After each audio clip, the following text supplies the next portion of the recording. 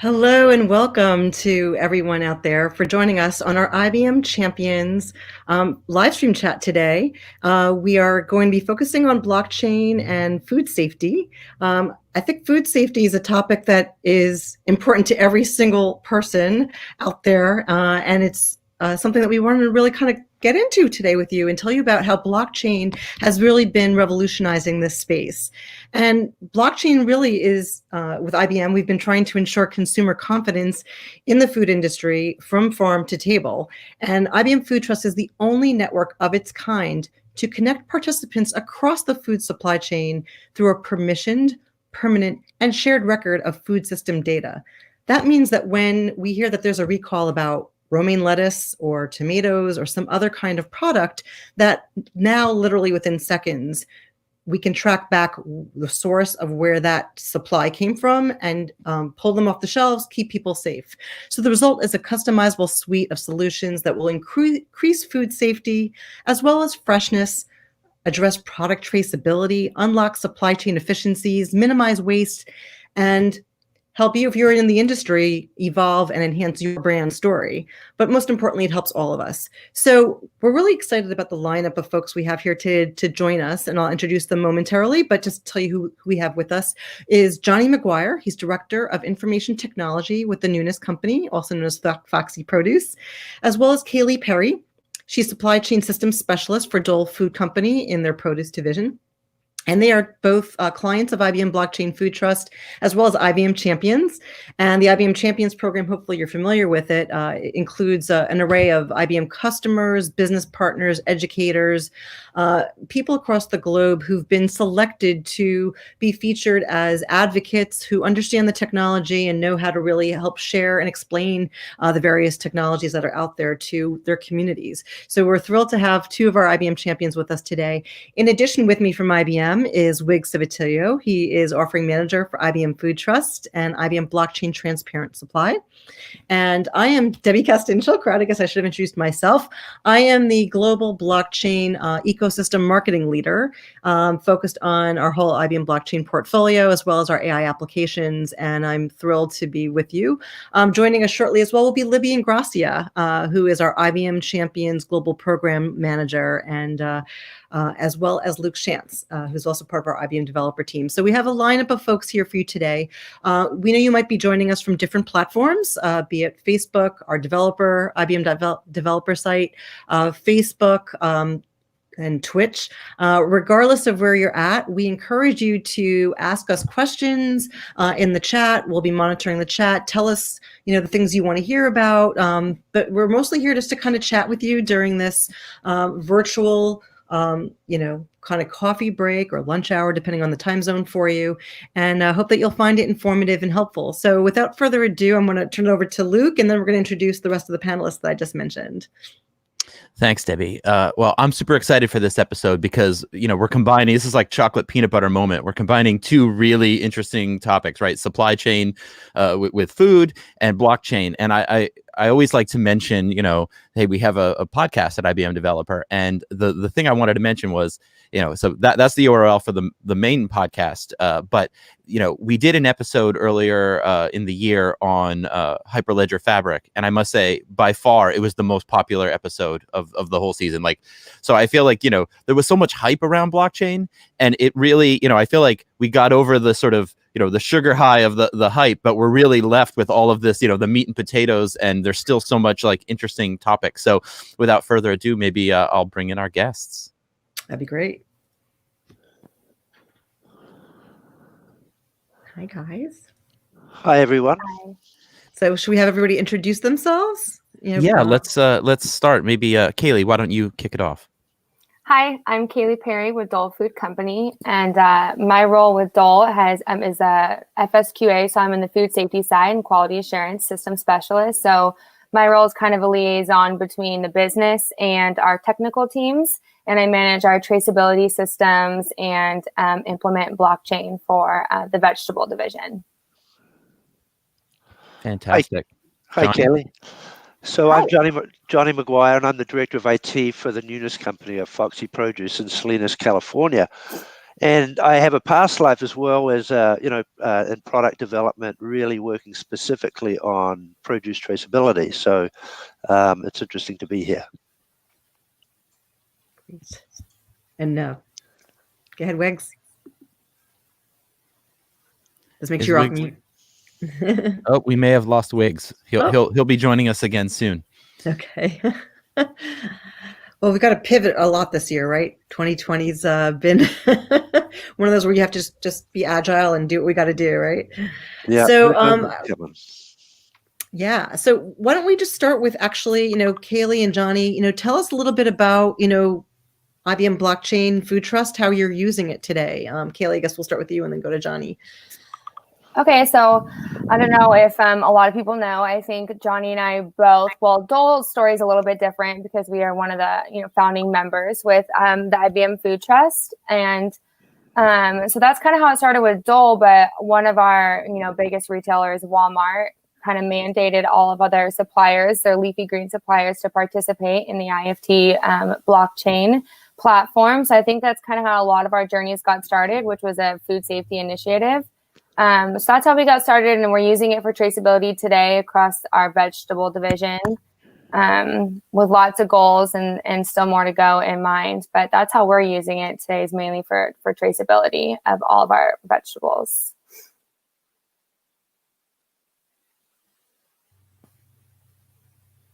Oh, we can't hear you, Johnny. I think you're unmuted. On mute. Yeah, no, we can hear you. Can you hear me now? Yeah. Yes. Okay, sorry about that. Similar story to Kaylee's. We came across. We have a lot of business that we do into Walmart. I think we're the largest organic supplier of organic produce now into Walmart, and they saw the potential with blockchain as a solution to to provide an end-to-end traceability platform. And I know. We probably know a little bit about Frank Yanis, was at the time was head of the VP of food safety over there at Walmart, and really is a visionary guy, and he saw the potential in the technology there, and was actually able to bring it all together. And it's funny, but he's now with FDA. I think he's the vice commissioner of food safety at FDA. And so the day they went live, almost the day they went live at Walmart on blockchain, Frank moved over to FDA. So, we'll probably get into that a little bit with Wiggs later. But really, it was compliance for us. But, having kind of worked in traceability for a long time, we really needed a big change agent like Walmart or like you guys at IBM, to come in and really help kind of push this over the line. So that's how we came into it. That's great. So, I guess if you could each tell us a little bit, like how long you've been involved in this space with us, and what would you say has been the biggest benefit and kind of change agent in terms of how you're operating today? Well, so it's been about 2 years for us now, I think. We work very closely with IBM. I was very impressed with the job that IBM did in terms of, because you got to think there's maybe 100 suppliers into Walmart, of all shapes and sizes. Some are, larger enterprises like Kaylee's, works for Dole. Dole's a, global company, but, down to very small local growers. So the, kind of the logistical challenge of onboarding all these guys in a very short space of time was just masterfully accomplished by the IBM team in terms of educating us and on the technology and really help us to go live. But it's been about 2 years. Great. How about you, Kaylee? For us, it's been, I think, 3 years when Dole became a founding member. My role didn't start until a little over 2 years ago with my current position, and we were already involved kind of behind the scenes in sort of like a test phase before Walmart came out with requirements. But yeah, I would say the best, hats off to IBM I am a very non-technical person, and the group that I've been working with day in and day out, they were very patient with my understanding of a whole new technology. So Your guys' help and your team has been amazing, as Johnny said. But also, I think one of the biggest benefits so far is because the blockchain is all about transparency to your customers. I think the biggest benefit for us is kind of looking back at your processes and making sure that you had efficient processes, and it was all about cleaning up our data for us. So that was probably the biggest benefits so far, because I would say that implementing IFT, the blockchain at our company, was more 80% processes because of all the data and the transparency, and 20% technology, luckily for me, because I'm not a technical person. So, but yeah, it's been a great journey. So it's interesting, as I've been talking to some of the people in the industry, one of the things that they've said that's been just most critical about, entering into the whole IBM Food Trust space. And by the way, IFT, when we might all kind of get into our acronym, but just so everybody knows, IFT stands for IBM Food Trust. So if you hear us say that, that's what we're talking about. We are like I don't know. We always get into a lot of acronyms. We always joke about it. I used to confuse it with the Institute of Food Technologists at the beginning. So funny, now that we call blockchain a transparent supply, BTS for short, as a mom, it's like back to school, right? So yeah. Anyway, so I'll try to catch us and remind everybody who's listening what we're talking about. But what a lot of people in the industry have said is that a lot of the the whole food supply chain space is not automated. A lot of it's still very much a paper business, and that's been one of the biggest pieces of transformation, is getting everything really digitized in order to be optimized. Do you guys want to talk a little bit about that? Yeah, I could take a crack at it. Yeah, I mean, so we're in a commodity business. You can put a head of lettuce in pretty much anything, right? Any box, or you can sell it to Kaylee and Dole, and they can chop it up and they can make beautiful salads out of it. And it's a very, you're dealing with many small growers. You're dealing with it's a perishable product. So. We have to, we're in Salinas, California, and we ship lettuce to, all over the United States and to Mexico and to Canada, and, and getting getting the friction out of the supply chain is very important, and we're measured by our customers on this. Is the product on time? Because, a day or two, too late, and that product's probably going to be rejected, or it's going to be reconsigned and sold to somebody else. And so the more that we can do to really get a lot of eyes on the product, whether it's in transportation, or how long it's the dwell time in different distribution centers, how long is it taking to get out. We've never had insight this far down into the supply chain, where we can actually see into our customers' distribution centers, let alone down to the store level. So it's the potential here is incredible. I do think that we're a ways away from realizing the whole grand picture because of adoption. Like I said, we've been working on produce traceability for about the last 10 years, and we built a case level and an item level solution in a software startup that we did. But it was tough, right? Because we were coming at it from the supply side, and it really needs folks like Walmart, folks like IBM, to come in and with the right level of resource to really make it meaningful. Yeah. Yeah, I definitely piggyback off Johnny. I agree. We are definitely known to be one of the more archaic supply chains industries out there. So implementing all these different kinds of technology, I don't want to say the word disruptive, but it has added a lot, very quickly to our industry. And I think everyone was very comfortable with where we were. And so change is really hard, especially, with all of our small local growers, and there's local growers all over the United States, all over everywhere, Mexico. So it's been, especially from a global perspective, implementing this technology through our Mexico divisions. And, we're in Chile, it's everywhere. So it's been definitely an adjustment for our industry, but I do think we need the push. Although I'm glad Johnny said it. I know a lot of people don't agree, but when customers like Walmart throw out requirements and force you to kind of make the change and take the leap, I think it's definitely something we need. Like we do need the push in our supply chain for sure. And thank you. I think that was really helpful. And just thinking about, like you said, there's so many, when we stop to think about it, so many players in that supply chain and all the different growers that get involved. It's kind of mind-boggling and how it all has to come together for us to actually be able to make this work and be successful. I do see that Wiggs got back online with us, so I just wanted to have Wiggs have a moment to say hello and introduce yourself and tell us your role and what you're doing with Food Trust these days.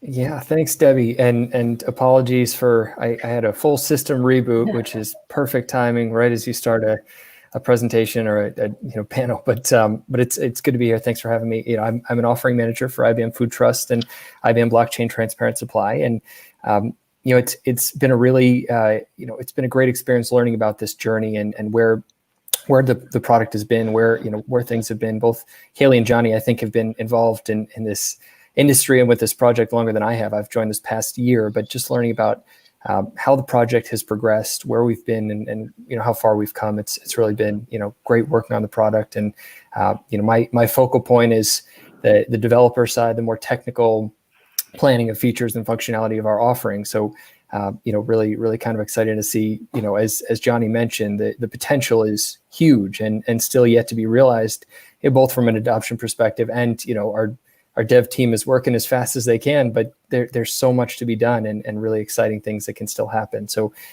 you're really excited to kind of be involved.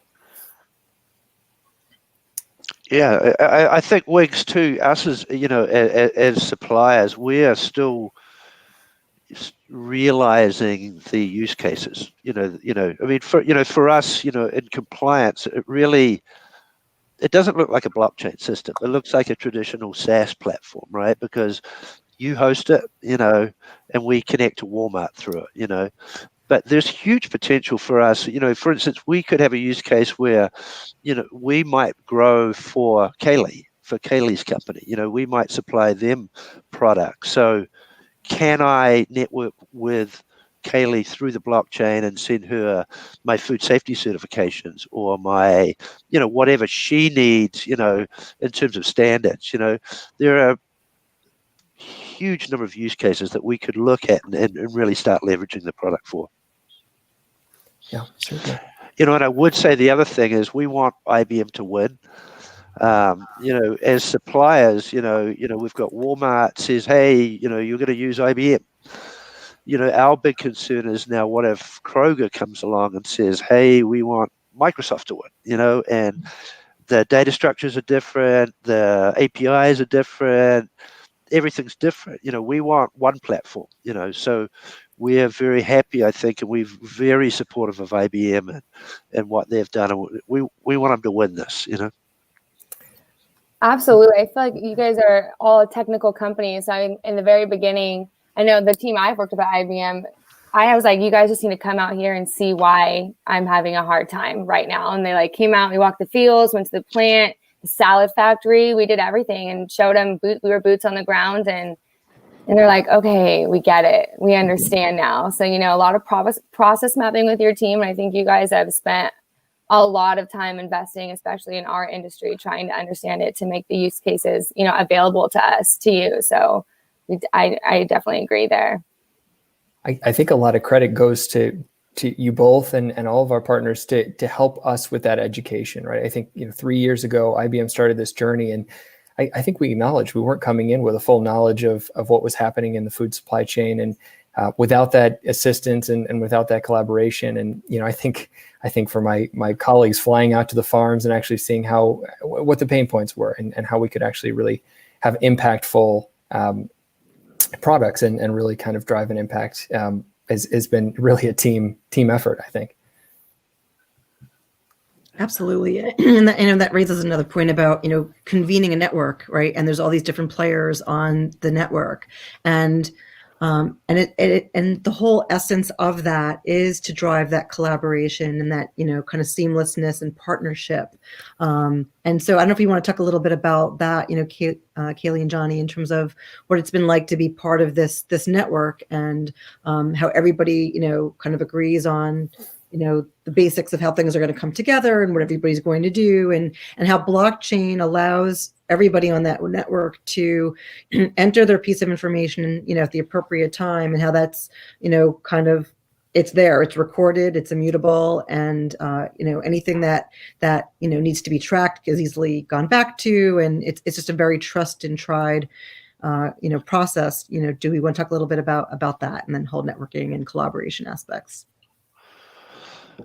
You want to go, Kelly? Yeah, I could say this definitely has brought our industry together like more than ever, as this is not a competitive advantage by any means. I think at the very beginning of this, I know that we were on a council together with IBM. We brought all of the folks together from all of the players who all needed to participate with Walmart, and we had to decide, what information we were all willing to share, because the food supply chain is very complicated. There's not just like one path, and there's so many different ways product can move through until it gets to the end consumer. And so, being a retailer to put these requirements on their suppliers without a full understanding of how the entire supply chain works before it gets to the store shelf, it's important that we relayed a lot of information to Walmart and to other players, and that we all came together and we were in an agreement on what we wanted to share, how we were going to share it, what data was going to be most important. And it was important that Walmart also agreed to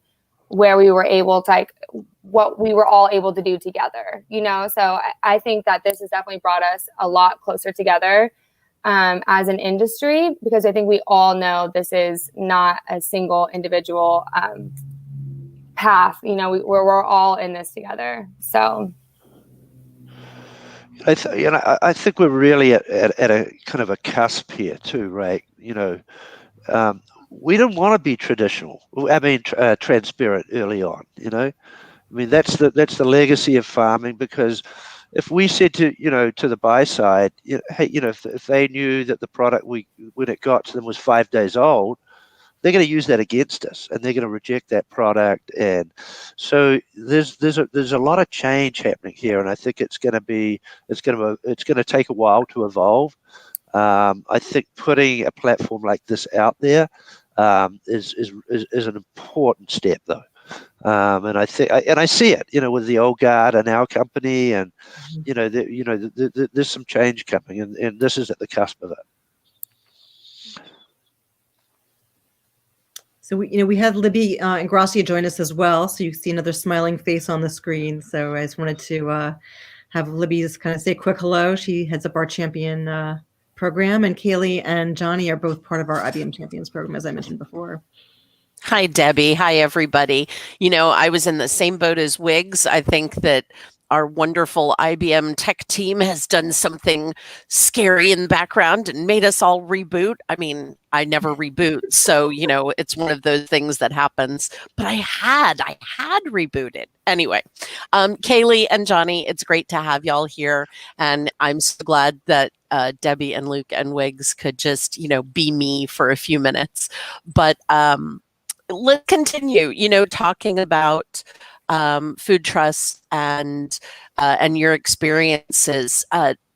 Debbie, I heard you guys talking before, and we've gotten a couple people from around the world. Not a lot of questions yet out there in the chats, but some thanks and some interest from Canada, some from Costa Rica. Do you find that this is a technology issue, a thought leadership issue, a consumer issue, or all together when you talk about food trust? Well, I think when we talk about traceability, it's all of the above. It's like I say, I think there's cultural elements to this. I think there's generational elements to it. I think we've made a strong technology play now with, I think that's what blockchain's kind of enabled, for us. It looks like it would be, that's the platform that we could get to where we need to.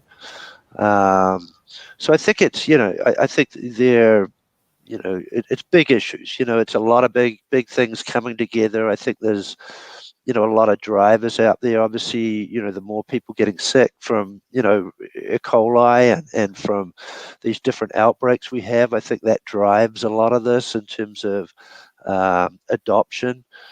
I hear a lot more of that now from the buy side and the retailers. A lot more folks are, signing up and interested. So I think we're, at a fascinating time. I think we've been dabbling with it since the 2006 spinach crisis. And I think a lot of people have tried to kind of put their, get their foot in the door technology wise, but I think that we have the boldest statement now with the IBM Food Trust. Sorry, my voice is breaking up a little bit. I agree. I think it's all three of the things that you had mentioned, Libby, between cultural thought leadership, everything, the technology, it's all new. It's a new area of like extreme focus, all eyes are on end-to-end transparent traceability. So I don't know if my mic. Yeah. Oh, no, you're fine, Kaylee. You are just perfect. So, Debbie, Wiggs, where do you want to go next with this? Well, I had a kind of a question. I think what we're talking about right now kind of leads in the direction of, the longer term vision, right? We've made a lot of good progress, and I'd love to hear what you both are excited about in the future, and what kind of has the teams motivated to kind of take the next step, and what those next steps look like with the platform. Yeah, I think that the networking, the kind of peer-to-peer, getting into more smart contracts, one-to-one. I think if we, I think it's kind of on IBM a little bit, to help us with some of the education there as we kind of dig up these use cases. But again, if I could connect to Kaylee, I could send her my food safety certification. She gets it. She's good. We're good to ship that product into one of her plants down in Soledad, California, or wherever it might be. I think there's, I'm excited about that. I think there's huge potential there. Again, we want to do it once though.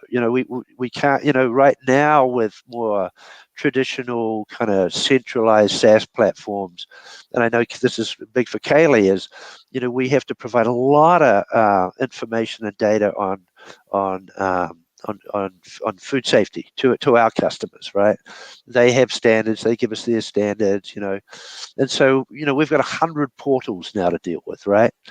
Where we've got to upload this for this customer, this for that customer, in this format. And if we can bring that together a little bit and make that a little bit more standardized and uniform, and use the IBM Food Trust as kind of a clearinghouse for that, kind of build it once and distribute it 100 times. That's really exciting. I mean, there's huge efficiencies to be had there. So I think that's one interesting use case. I think for us too, in analyzing our business from a supply chain perspective, more data downstream, like we talked about earlier, into the distribution centers, into the stores, and which we've never seen before. I think will make that us a better shipper, a better supplier.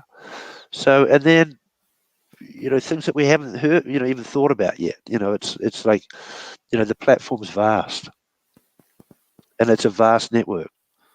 Yeah, I agree. Standardization and interoperability are two really exciting things between all the different portals. I know I personally am logged into, and I know our sales team too, every customer has their own portal for food safety documentation, sharing ASNs. There's just so many things. And so the interoperability with IBM Food Trust is really exciting to look forward to. The smart contracts, I know that I'm super excited to get into the smart contracts and look at that data in a whole new way down the supply chain. I think I'm very excited for the two-way transparency, to become a little bit more transparent on the opposite end of the supply chain. Because I know we're doing our best to be as transparent as possible. So once we can take advantage more of this technology and use cases, then we'll have more visibility down the supply chain. And for me, it is scary. The interoperability and standardization is extremely important because as I'm sure, I think you guys know, but Dole is committed to onboarding all of our divisions onto the IBM Food Trust by 2025.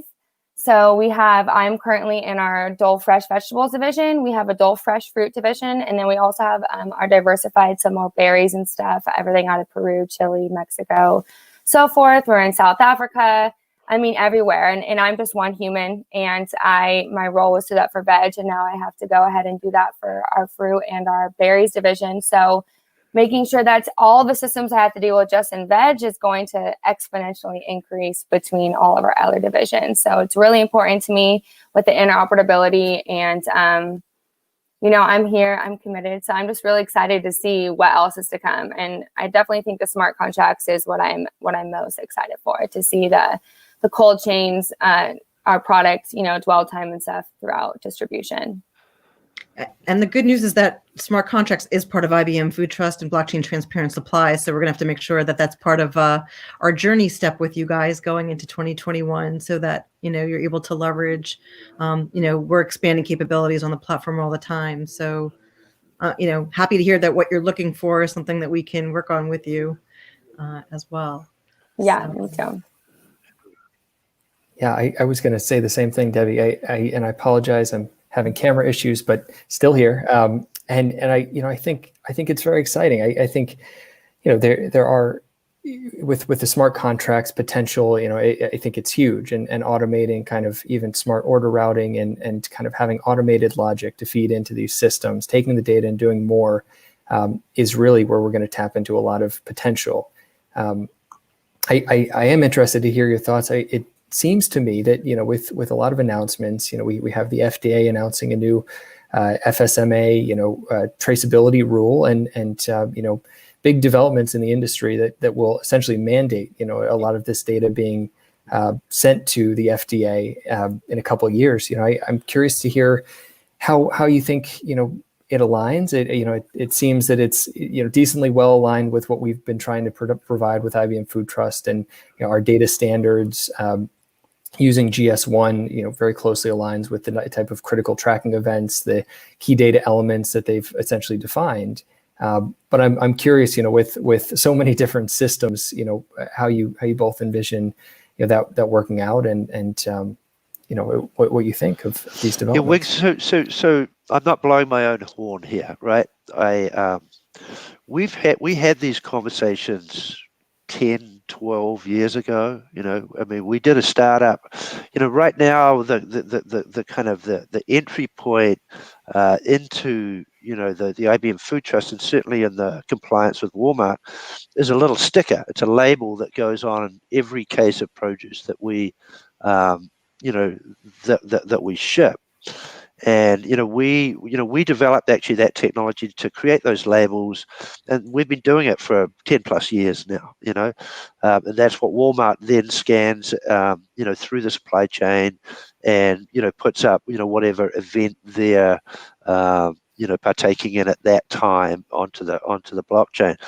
But back then, when we were having, when we were developing, we were setting up our startup company, we were having these exact same conversations, and we anticipated that regulatory would be involved, would want to be involved, and would be interested in the data that we were collecting.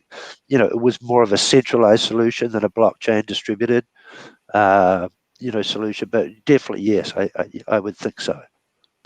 And then, the new FSMA requirements is a lot more data. There's a lot more GPS data, a lot more that we're being asked to submit, on every shipment, so I think most certainly.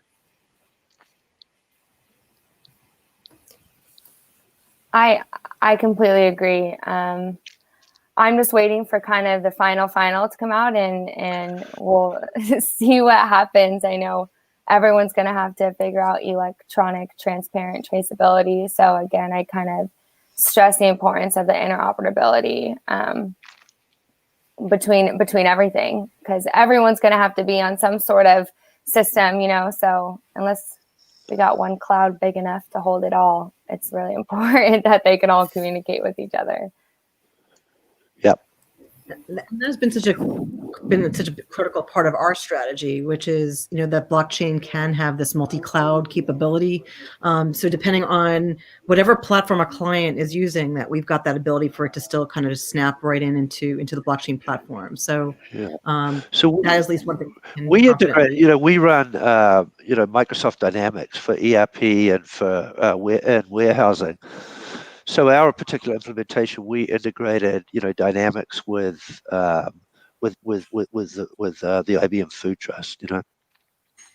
So we're calling those APIs for authentication, and there's a number of different events that we put up there. The commission and observation events, and everything that we ship, we send an aggregation event for, and a dispatch advice event for.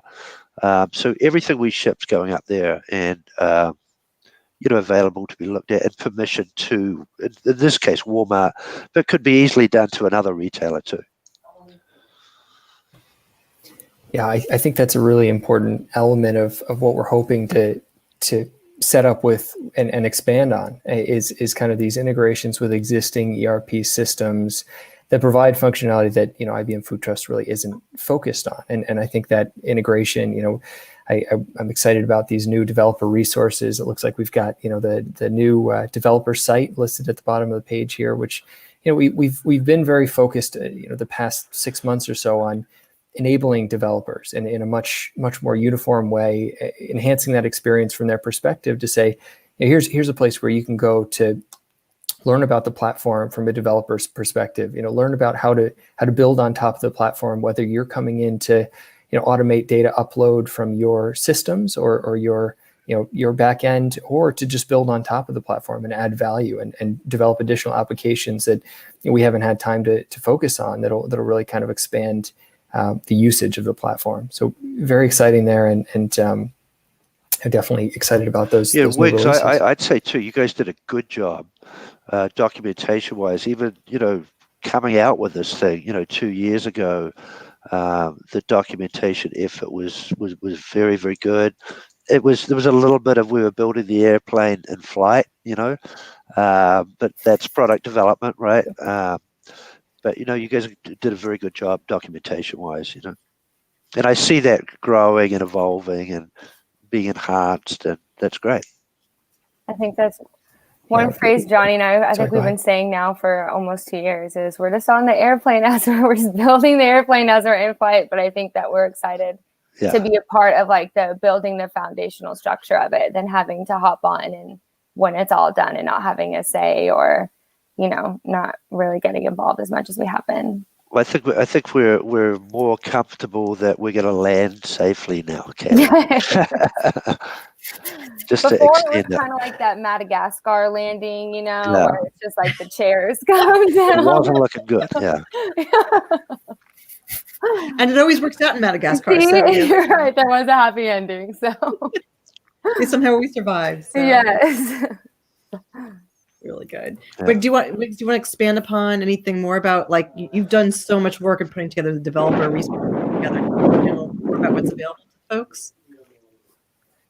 Yeah, well, there was one other thing that I was reminded of when Johnny was talking was, in addition to this kind of developer site with a lot of resources, we actually are also embracing the idea of a community. And I think it goes in line with the idea of a network that is so important to what we're trying to create, is not just being able to connect through the IFT platform to share data, but also bringing together food supply chain participants, on a community page that we've recently launched, and providing them assets, the ability to communicate, tell their stories, share their challenges, and really help one another through some of these shared challenges that are very common across different food supply chain companies. So I'm excited about that as well, and I think it goes in line with what you both have been saying about the importance of this network. Being a primary network, being open to everyone, and really kind of scaling to include as many participants as possible.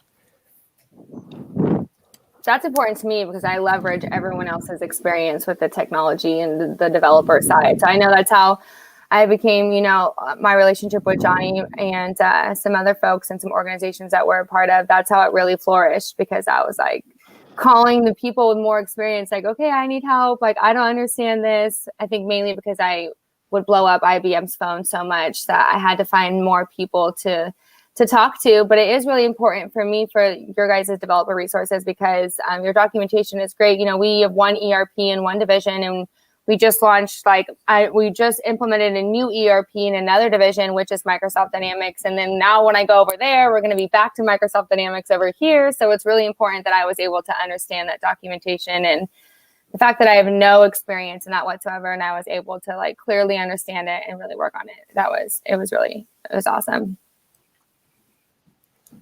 Yeah, and I'm glad to hear that you're still reaching out to people like Johnny, because in some cases he's going to have a better answer than I will. So that's probably good. in his phone is like, do not answer. No, just kidding. No, come on.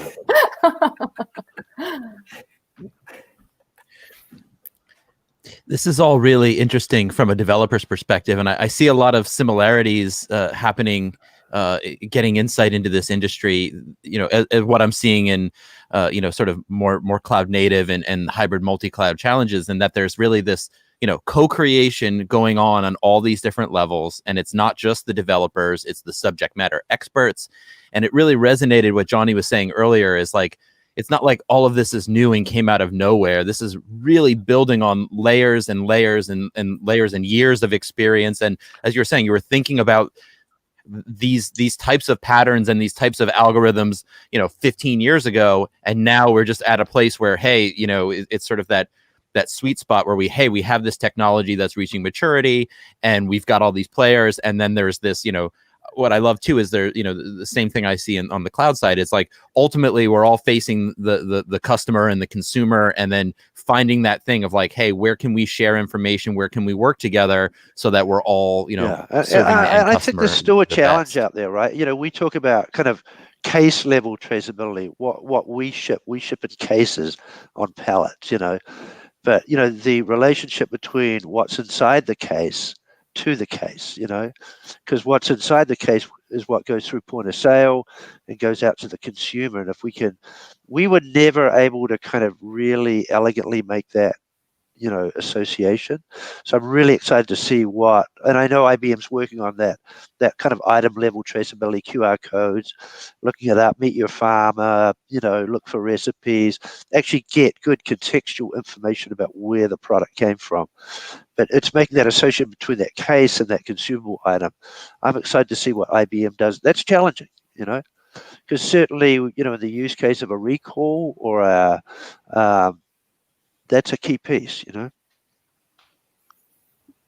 makes sense. And it's interesting that you brought that up, because I was, just looking back at an article actually about how Dole had announced that by 2025, I guess all of your divisions were going to move on to IBM Food Trust. So we were, of course, thrilled about that. But one of the areas that that Dole was talking about in particular was this area of the QR code scanning and the packaging information, again, around consumer engagement on customer, the ultimate customer engagement. So I don't know if we want to talk a little bit just about that and how exciting that space is. It's part of that whole what's next, I'm not gonna lie, every time I think about our 2025 goal, I get a little warm. It's just a lot of pressure. But yeah, no, I do. I think traceability is obviously, as we all know, is not a new topic to the industry, and the blockchain technology is not a new technology whatsoever. So I just think combining the two for our industry, and it kind of came out of left field, and it came in really fast. So I think that was the biggest shock and why it's been a little bit more challenging. But yeah, definitely the getting down to the individual unit is very important. And I think engaging the consumer in like more of like a marketing platform just to increase consumer knowledge on our food supply chain. And it's important for us, I think, to be able to scan barcodes down at a unit level, and we can pull up all quality information, all distribution information, lot information, but to engage the consumer on the other end, where as much as that stuff is not important, but when they can scan it and really get more of like an understanding of how our supply chain works, and how lettuce is cut directly from a field, bagged and in a case, and now it's going to the shelf, and it's not going through washing and all of this stuff a lot of the times. And to really engage the consumer on that part of the supply chain, I think is very important for where we're at too. But we are working very fast on the individual unit traceability with the QR codes and so forth. So that's really exciting stuff. And I think, do you guys have like I feel like I remember, don't quote me on this, you guys were launching, or maybe you already did, and I don't know, like some of the marketing platforms with the QR codes. I know you guys maybe have done that with some other industries, maybe coffee and so forth, but I don't know if it's hit our industry, produce yet. Yeah, we have launched a consumer application, and it's been neat. We have a few live consumer applications in production, and you can scan the QR code on your actual products and see the whole history, where it was grown, where it was processed. Coffee, I think, is my favorite that's out there right now, where you can scan a bag of coffee and see where the beans were grown, and even donate to local causes. Thank My Farmer is an application where you can say, the farmers need help with their local watershed, and you can donate to support them. And I think that's a really neat, impactful way to give back to the local farming community. So I think that tells a really good story and helps justify a premium to treat the people that are growing your food a little better. Yeah, that's awesome. We built, I'm blowing my own horn again.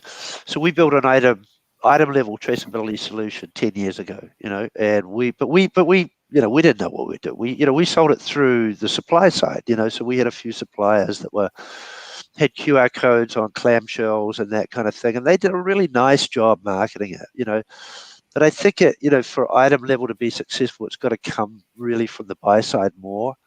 And it needs to be marketed. People need to be aware about this QR code. We did some studies with retail chains out in the Midwest. And we were able to show. We did print ads, radio, in-store questionnaires. We were getting data. And it was very, we were able to show, increase in sales units, increase in, penny profit, coming through the register. So I think there's huge potential there, but there's a big marketing piece to this. And it was interesting. I sat in last week. You guys did a thing, and there was a guy, Peter Chang, was that his name? Paul Chang. Paul Chang, yeah.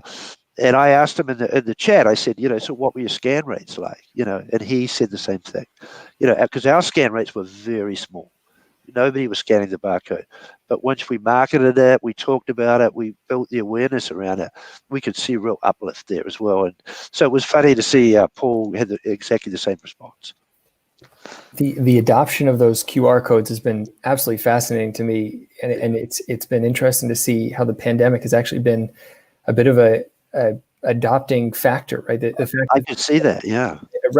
I'm not gonna lie, I thought QR codes were just like going downhill quick. So when I approached our business with the QR code, they're like, Kaylee, come on, like get ahead of the times. QR codes aren't even a thing. And now you can't go anywhere without scanning a QR code just to read a menu. So they're coming back. Yeah. I agree with you completely. I thought the same, and now they're everywhere for, menus and other things. I hope that, along with that adoption of QR codes, now that everyone's trained for touchless, touch-free, menu reading, that, maybe that compounds those effects of, improving the brand image and sharing it a little better. And maybe you increase those scan rates. So hopefully that continues to become a big factor in kind of telling the story of our food. Yeah, we always kind of treat it as kind of analogous to the, is it the good housekeeping seal of approval? That kind of, or the intel inside, or the, that kind of thing. So the actual scan rates may not be a real indicator of, support, but just having that on there, we feel may be a good thing branding wise. Yeah, there was a study by Carrefour actually that showed, holding other factors constant, that even just the existence of the QR code not only impacted sales of the product, I think it was a chicken product they studied, but also sales of other products within the brand category or the brand, because they know that Carrefour now cares about, telling the story and providing transparency. So it is definitely an expanded effect, halo effect, I guess. Halo effect, yes. We're getting down to about our last 10 minutes here, and we had a few questions come in, and one that I wanted to bring up first was smart contracts, integrating them in practice. Maybe if anybody has any thoughts on that.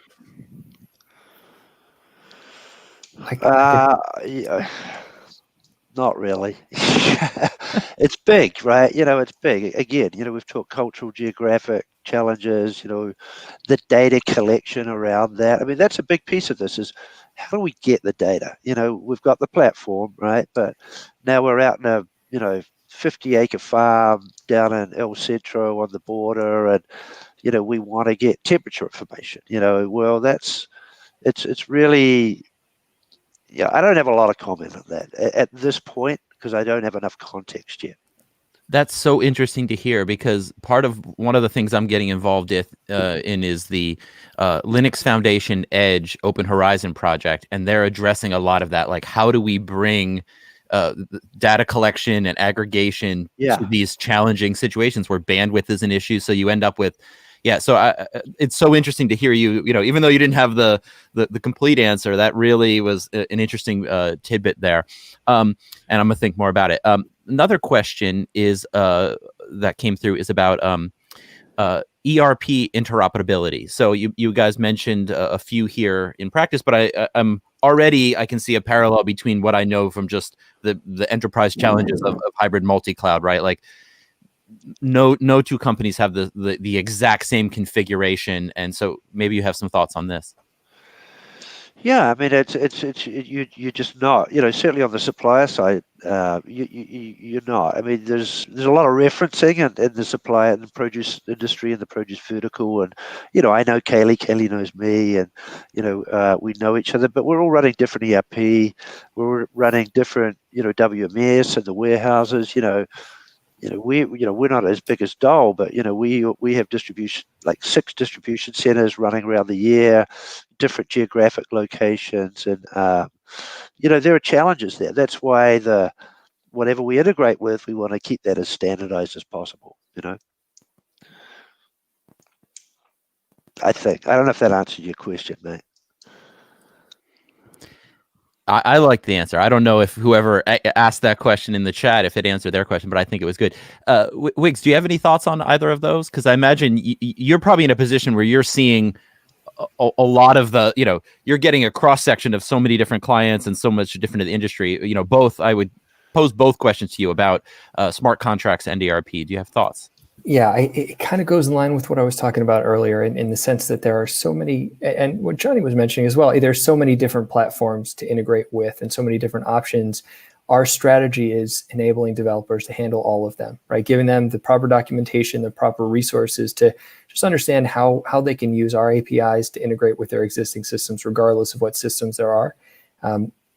We do have a lab team that does custom integrations, and they've done a few different integrations with ERP systems. So we're familiar with what these integrations require, and it is an effort, definitely.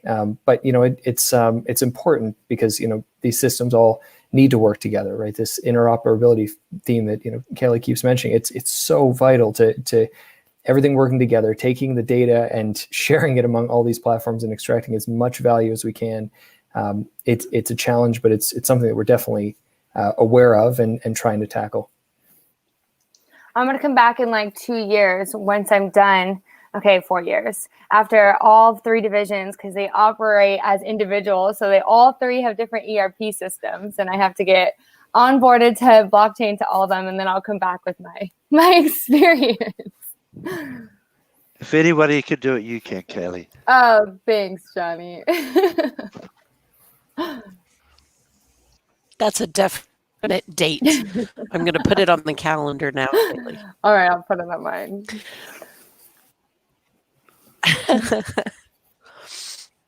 In our last 5 minutes, there was one other question that came through, and I think this is really a basic one, so it may be one that we want to, take offline as we're sort of getting to the end. But someone's asking, okay, so information in the blockchain can't be changed, but how do we really know that we can trust it, that it is true when it was entered in? Where does the initial trust come from, I guess, is really what the person's asking. Tough one to answer, right? I mean, you're getting data from our main system of record, where there's no manipulation. When we ship, we send that information to the blockchain. So what we're basing our financial reporting on this, we're basing everything that's important to us as a business in terms of volumes and pricing. We're trusting and we're putting that information up on the blockchain. Actually, we're not putting pricing, but we're certainly putting all our volumes up there. So, what do you want? That makes perfect sense to me. I mean, I think that at some point we have to believe in things, and this is that comes with caveats ahead. too. And I want to say, that's a lot of our data out there, accessible to people. Permissioned. In this case, to Walmart.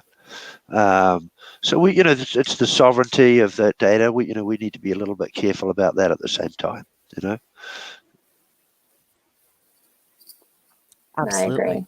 You also have to consider, because when it does go up, it is a single source of truth, and it's really. I think the biggest challenge is not like trusting, because, like Johnny said, what do you want? You have to trust. Same thing. We're sending the data from our main system, so we're using it for everything. But I think another part that we looked at that was important is not like, okay, can you trust the food safety aspect, but it's little changes like quantity changes at each event, or just other data changes where it's not so much like law and it's not wrong information. It's how are you going to change quantities or receiving times or just little things like that would need to be changed, but they're there. So that's really important to look into when you do implement a platform like this with your business. Those were all the little tiny minor things that I really had to investigate on to make sure everything was being captured, because it's all there and transparent. One other perspective to provide is, I've been talking with a lot of small farms as well, and it's a bit of a different perspective of, they don't have large systems. They're entering a lot of this through spreadsheets or even manually in some cases, and it's a challenge for them. They need a lot of help, and we're doing a lot of research, even trying to integrate AI into these models to identify potentially bad data. We've got a lot of flags to essentially tell them we think this entry may not be accurate. It may not be good data. Sometimes it's not, and I think a lot of the time it's not an intentional entry of bad data. It's not fraud. It's just a lack of understanding or technical savviness in how to use the system and how to input properly. So all those issues that we're trying to address. I mean, as with any system, but even more so than other systems, blockchain. Bad data is bad data out, but Right. We're hoping to get good data as much as we can. Yeah. Well, I think that answered. We got to thank you on the answer for that question. So I feel like we were able to address that, and I'm really happy. If y'all have additional questions, audience, you should tweet us. If you tweet at IBM Champions and use the hashtag blockchain, we will make sure that the questions get to our wonderful speakers here, both the IBM team and the IBM champions. We are now at the top of the hour, and despite the fact that I had a hard time getting in for most of the call, I probably can't hog the stream past our hour. So I want to thank Kaylee and Johnny very much, my awesome IBM champions. Wiggs, Debbie, Luke, anything you want to close with before we end? I just again want to thank Kaylee and Johnny so very much.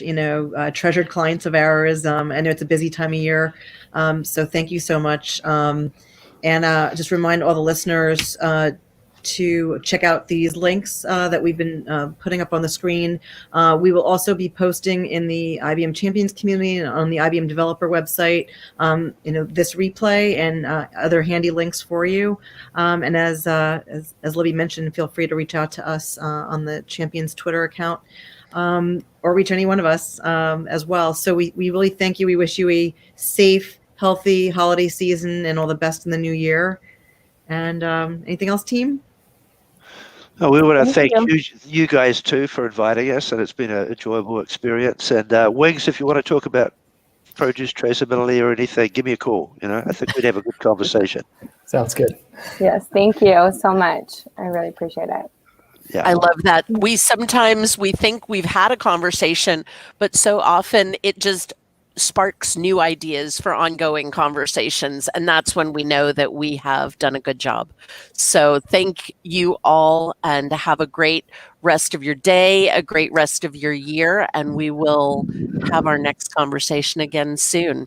IBM Champions Chat will actually be back on Thursday, talking about IBM systems and open source. So we hope those of you listening today who might be interested in that conversation as well will join us here again, 11:30 a.m. Eastern Time on the 17th.